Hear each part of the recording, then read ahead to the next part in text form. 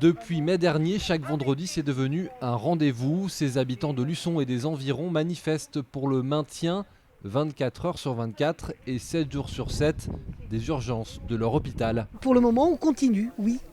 On continue parce que maintenant l'été se termine et on voit que les problèmes non seulement ne sont pas réglés mais s'aggravent. On ira jusqu'à ce qu'on gagne. On est dans une démarche, on l'a dit à la première manifestation, on a dit qu'on était dans une démarche gagnante et qu'on irait jusqu'au bout.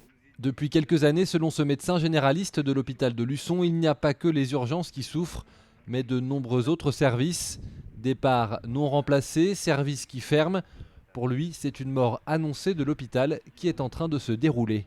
C'est un grand gâchis. Et cette absence de lisibilité génère bien évidemment de l'angoisse qui s'auto-entretient et qui participe là encore à des départs qui vont conduire à des fermetures cette fois-ci complètes de services, puisque non seulement il n'y aura plus de médecins, mais il n'y aura également plus d'infirmières.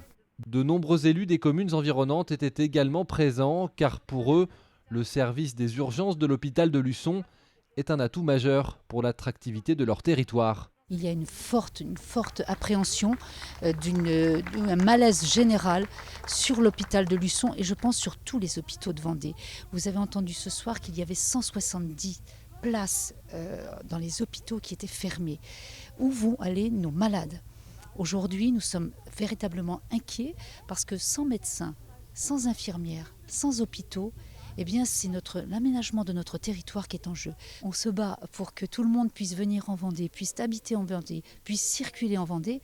Mais comment voulez-vous que les gens viennent s'installer si nous n'avons plus de médecins, d'hôpital ou de services infirmiers ? D'autres manifestations sont prévues devant l'hôpital chaque vendredi et peut-être dans quelques semaines devant la préfecture de la Vendée.